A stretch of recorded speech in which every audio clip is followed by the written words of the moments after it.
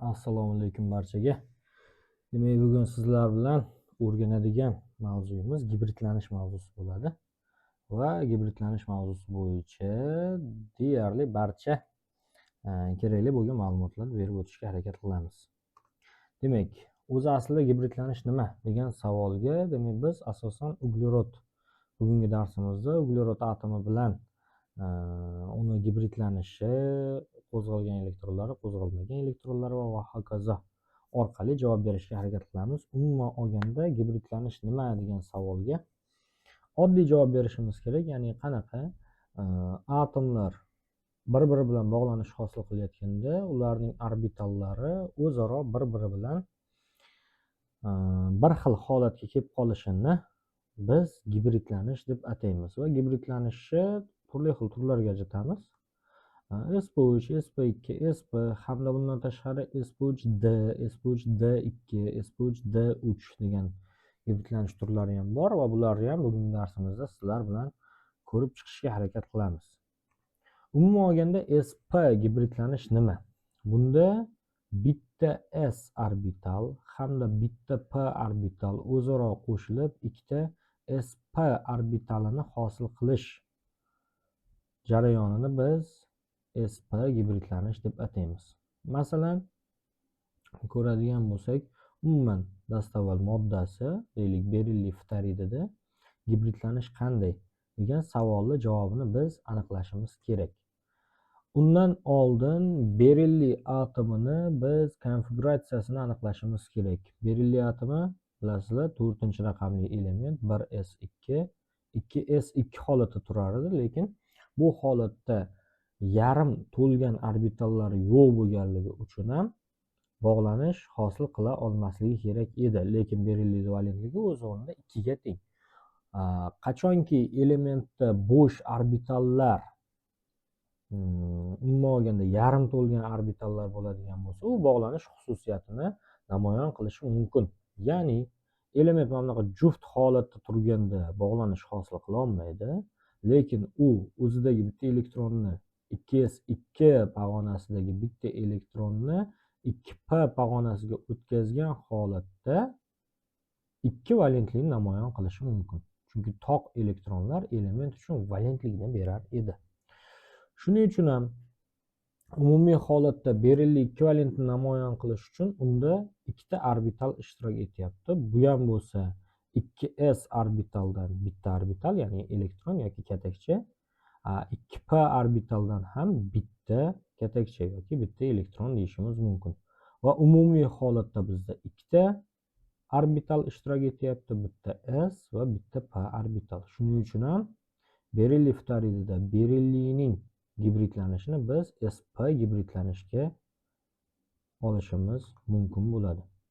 Va uni sp gibridlanishi umuman olganda bog'lanish burchagi 180 gradus va geometrik tuzilishi chiziqli tuzilishga ega bo'ladi.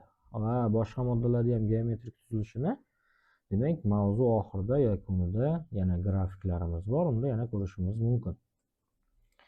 sp gibridlanish bu fazoviy joylashishi umuman olganda s orbital sharsimon, p orbital esa gantelsimon shakliga ega. O'zaro bir-biri bilan qo'shilganda ikkita noksimon orbital hosil qiladi.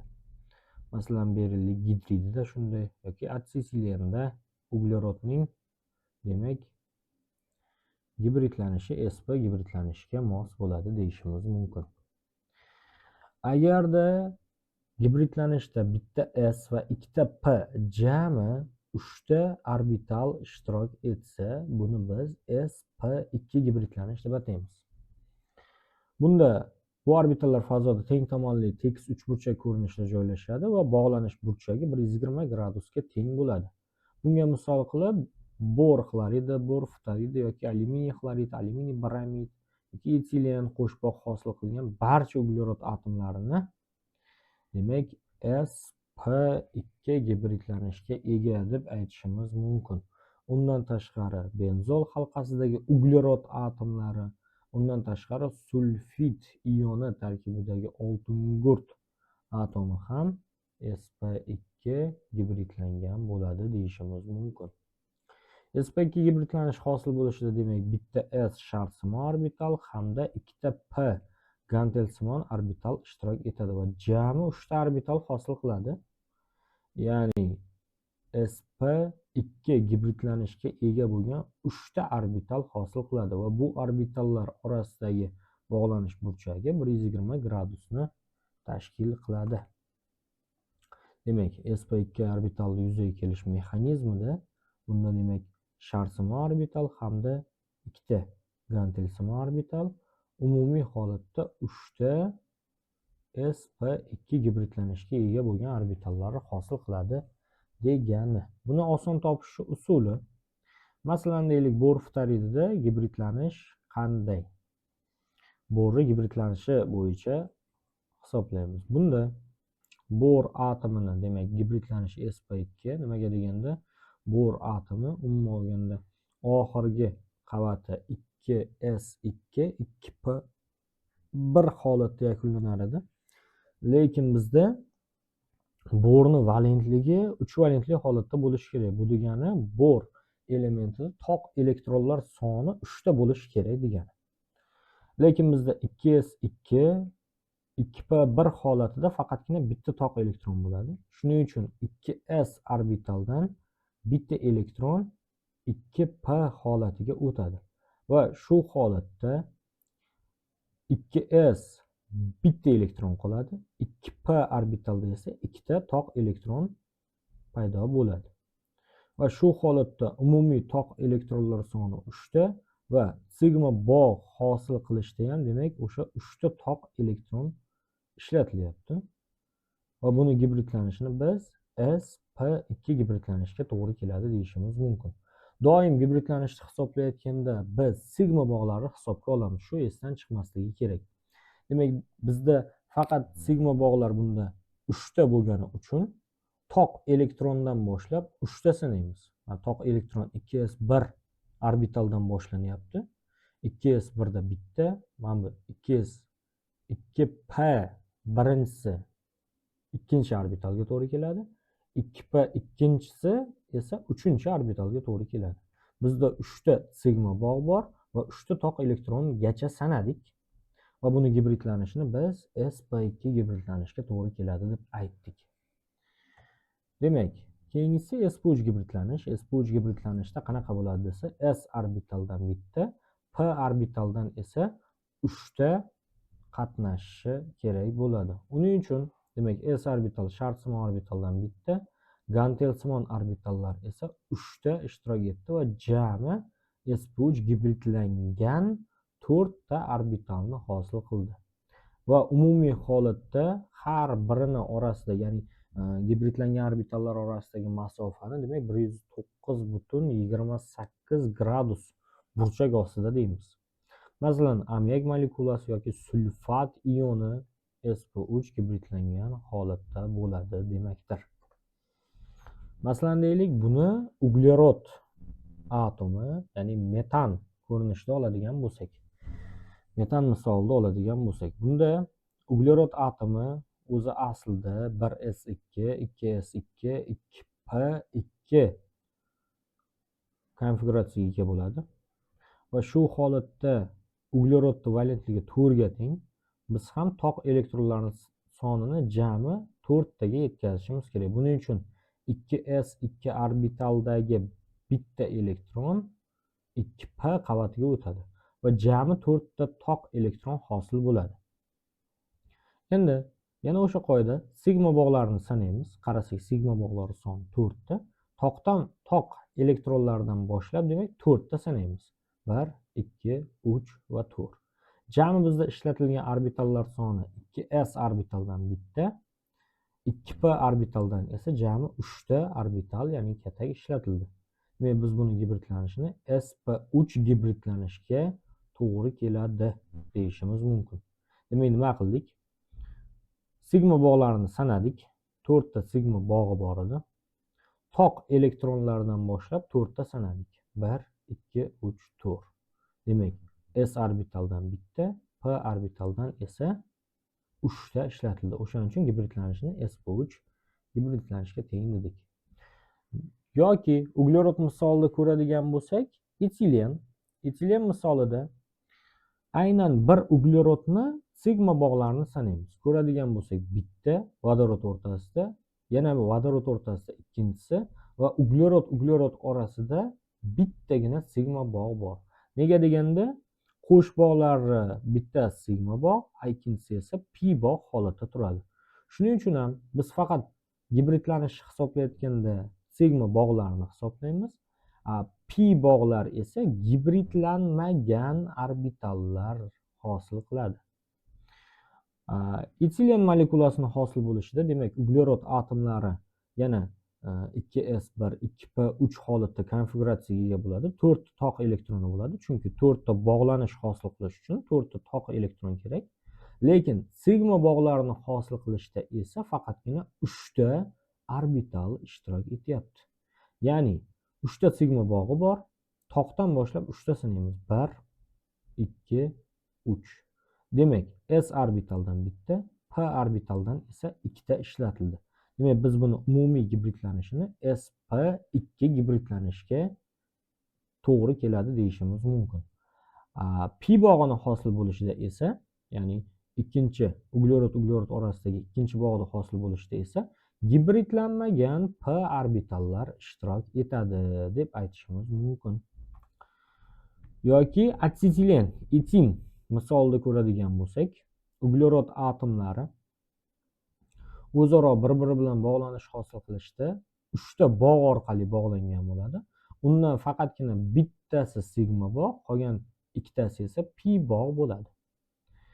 Umumiy holatda vodorodlarni ham hisobga oladigan bo'lsak, uglerod atomlari 2 ta sigma bog' hosil qilgan.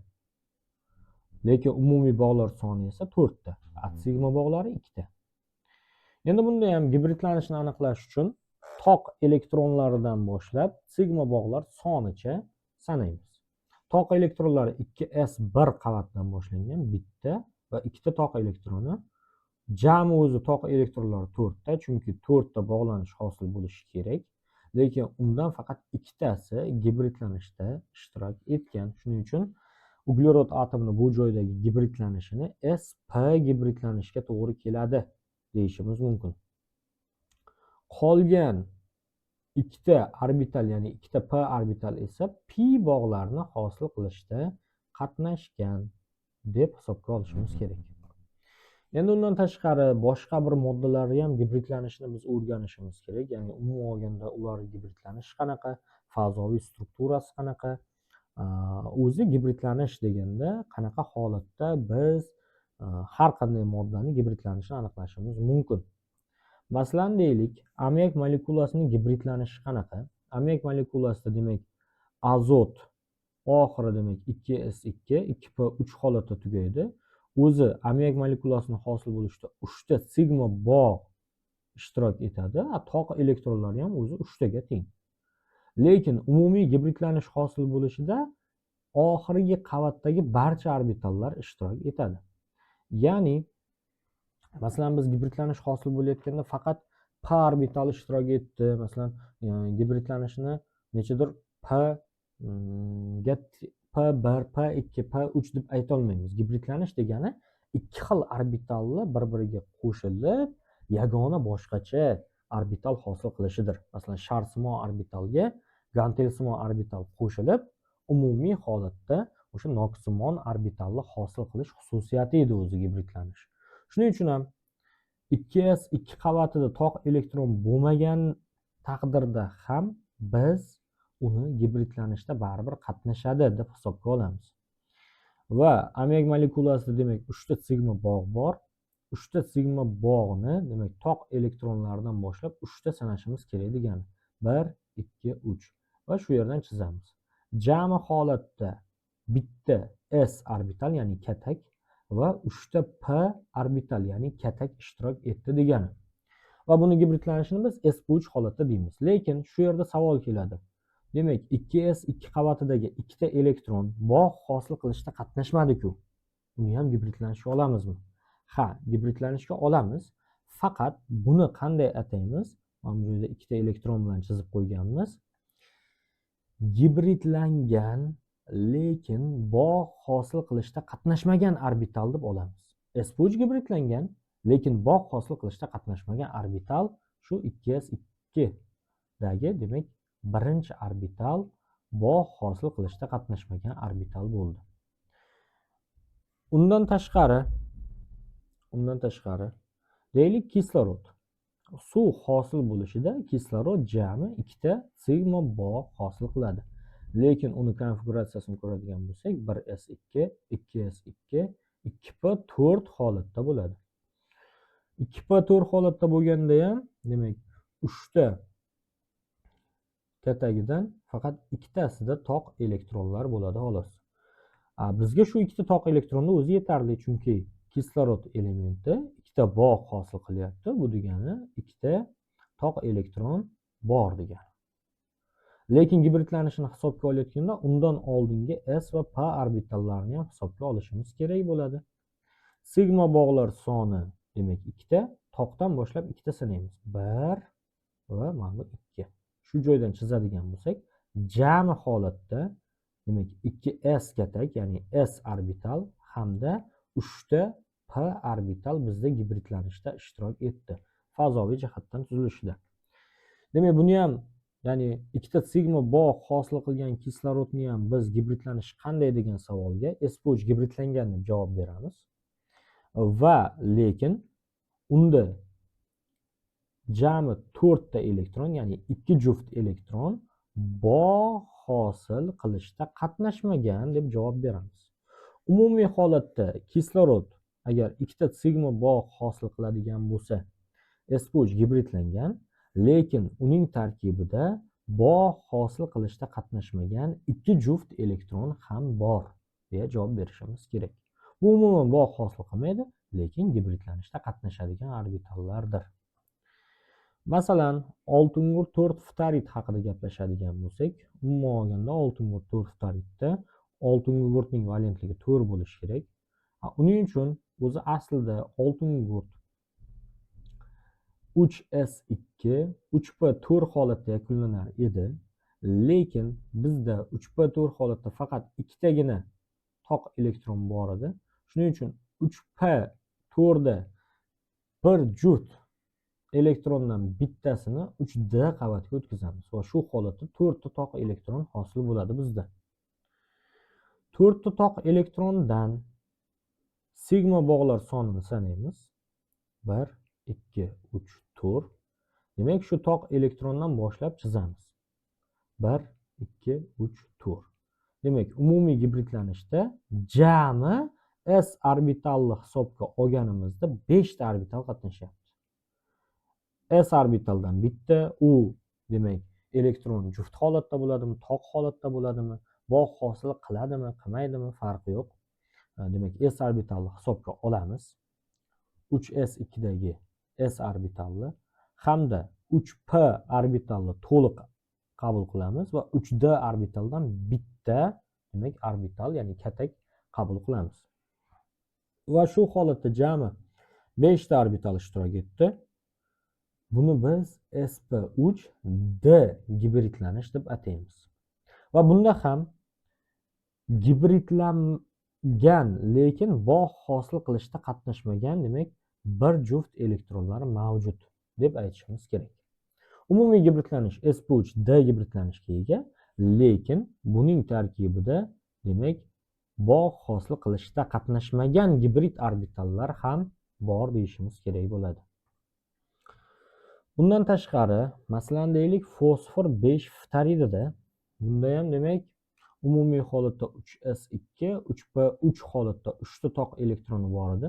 Lekin fosfor 5 ftaridida jami bog'lar soni 5 ta bo'lgani uchun toq elektronlar sonini ham 5 taga yetkazishimiz kerak. Uning uchun 3s2 dagi ikkinchi elektronni, demak, 3d qavatiga o'tkazishimiz kerak bo'ladi. Va bizda jami 5 ta toq elektron bo'ladi. Sigma bog'larni sanaymiz moddadagi. 1, 2, 3, 4, 5 ta sigma bog'i bor.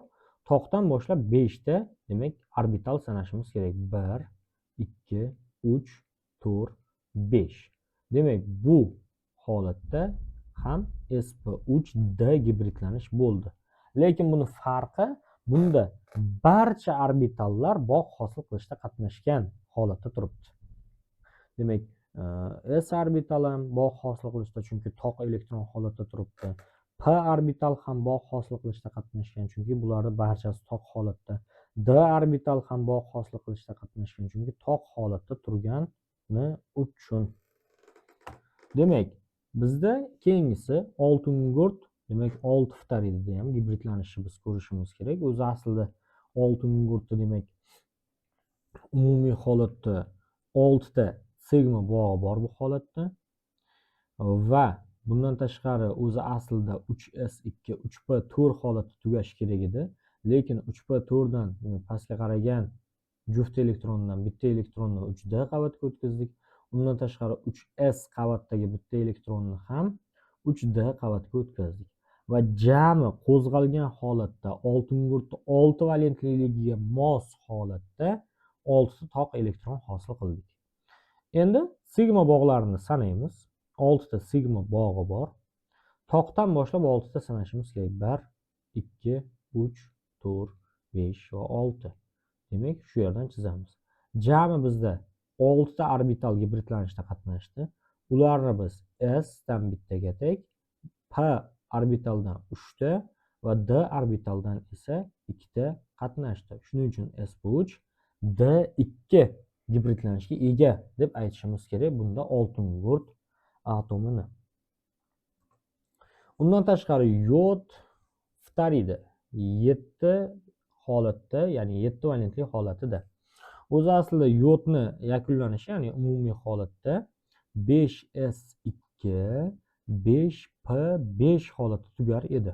Ya'ni d holatda umuman olganda elektronlar bo'lmas edi. Lekin bizga yod 7 valentliligini hosil qilish uchun, demak, juftlashgan elektronlarni d orbitalga o'tkazishimiz kerak. Va shu holatda jami bizda 7 ta toq elektron hosil bo'ldi. 7 valentliligini namoyon qilish uchun. Va ko'radigan bo'lsak, o'sha 7 toq elektrondan barchasi sigma bog' holatda turibdi. Demak, toqdan boshlab, ya'ni toq elektronlaridan boshlab sigma bog'lar sonicha, ya'ni 7 ta orbital sanashimiz kerak. 1, 2, 3, 4, 5, 6 va 7. Shu yerdan chizamiz. Demak, bizda s orbitaldan bitta, p orbitaldan 3 ta, d orbitaldan ham 3 ta ishtirok etdi. Demak, buni gibridlanishini biz sp3 d3 gibridlanishga ega deb aytishimiz mumkin. Va shu yerda sizlarga har bitta demak moddani qisqacha har bir formulasiga doir uni fazoviy shakli ko'rsatib o'tib ketilgan va uni gibridlanishi misol demak fazoviy shakli. Masalan, AB3 shaklda bo'ladigan bo'lsa, teng tomonli uchburchak shaklni egallaydi. Fazoviy burchagi demak 120 gradus. Gibridlanishi sp2 gibridlanishga ega. Masalan, alyuminiy xloridda aytishimiz mumkin. Yoki element, ya'ni birinchi element shu joyda A element deganda gibridlanayotgan element. A element va B, ya'ni yonidagi qaysidir boshqa bir elementdan 4 ta holatda kelsa, buni tetraedr shakliga ega deymiz. 109.28 gradusga teng bo'ladi. Gibridlanishi sp3, masalan, metanni bunga misol qilishimiz mumkin. CH4. Demak, markazda uglerod, qolgan qismlarda vodorod joylashgani uchun buni biz tetraedr shakliga ega deymiz. Yoki AB6, ya'ni qaysidir gibridlangan element va yonidagi elementdan 6 ta holatda kelsa, buni biz oktaedr shakliga ega deb ataymiz. Bog'lanish burchagi 90 gradusga teng. Gibridlanishi sp3 d2 holatda, masalan, oltingurt 6 ftaridida. Yoki AB3E degani nima degani? A bu gibridlanayotgan element, B3 o'sha yonidagi deylik vodorod yoki boshqa bir elementdan 3 ta va E holati bu aynan shu A elementda demak bog' hosil qilishda qatnashmagan bir juft elektron bor degan ma'noni bildiradi.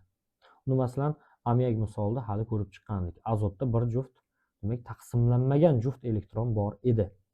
Bularda umuman olganda shakl trigonal piramida shaklida bo'ladi. Bog'lanish burchagi esa 109,28 gradusdan qisqaroq holatda.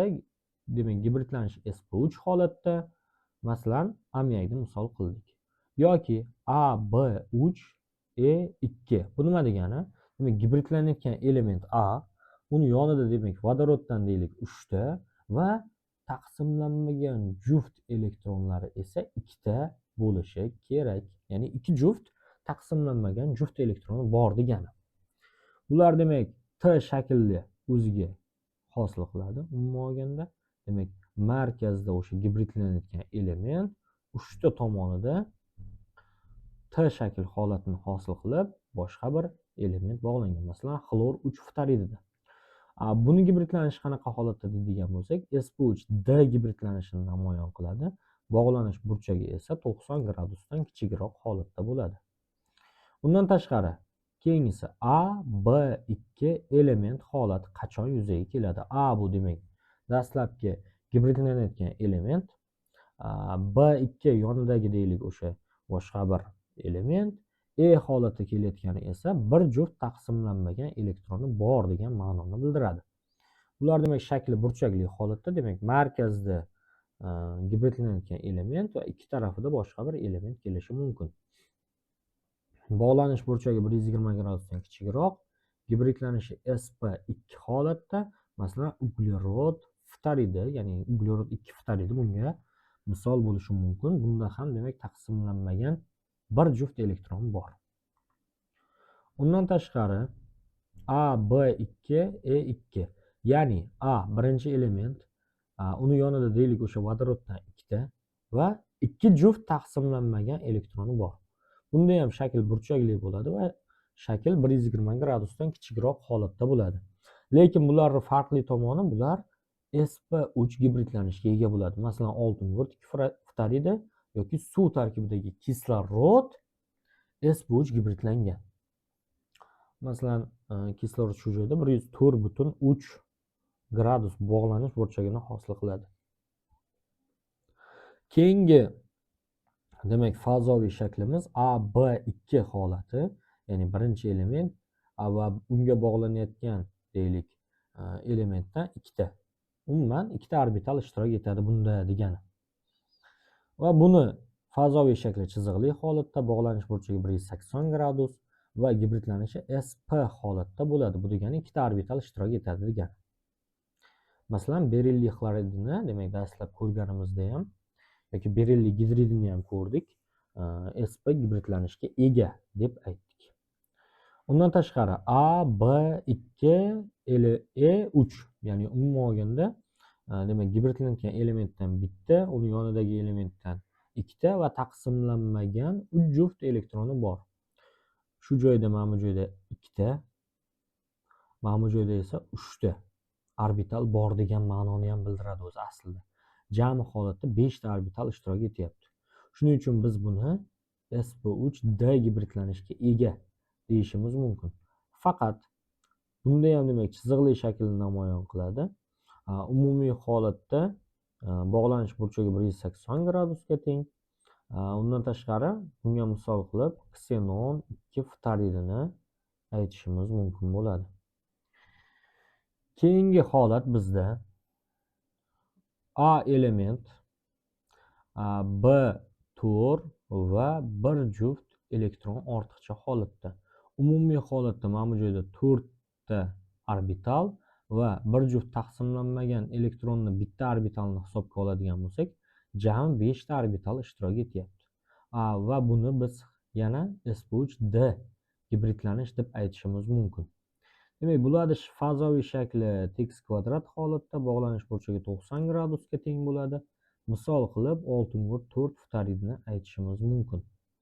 Undan tashqari keyingi holat bizda AB5 bir juft elektron. Umumiy holatda B5 deganda o'zi 5 ta orbital ishtirok etdi.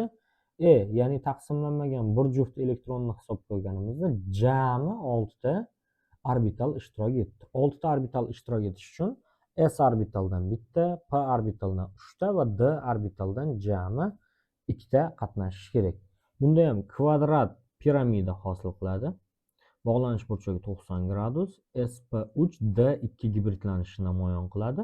Masalan, bunga xlor 5 ftaridini misol qilib keltirishimiz mumkin. Keyingisi AB5 holatida, demak, jami 5 ta orbital ishtirok etyapti. Bu degani s orbitaldan bitta, p orbitaldan 3 ta va d orbitaldan bitta ishtirok etmoqda degani. Bunda demak trigonal bipiramida, ya'ni ikki piramidali bo'ladi. Bog'lanish burchagi 90 gradusdan 180 gradus oralig'ida bo'ladi. Va buni biz gibridlanishini sp3d gibridlanishga ega deb ataymiz. Masalan, ya'ni misol qilib fosfor 5 xloridni misol qilib keltirishimiz ham mumkin. Buni demak yuqorida demak misollar asosida ham ko'rdik. Va bizda keyingisi AB4E2, ya'ni B4 deganda umumiy holatda o'zi 4 ta orbital ishtirok etyapti va ikki juft taqsimlanmagan elektroni bor ekan. Demak, bunda ham ikkita orbital, jami holatda 6 ta orbital ishtirok etyapti. Bu degani s orbitaldan bitta, p orbitaldan 3 ta hamda d orbitaldan 2 ta qatnashmoqda degani.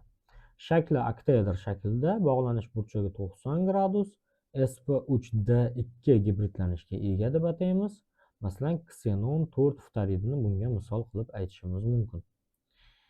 Keyingisi AB7 holatda pentagonal bipiramida bo'ladi. Demak, shakli demak pentagonal shaklda, bog'lanish burchagi 90 gradus. Buni biz yuqorida ham ko'rdik. Demak, bu ionlarda ham yuzaga kelishi mumkin.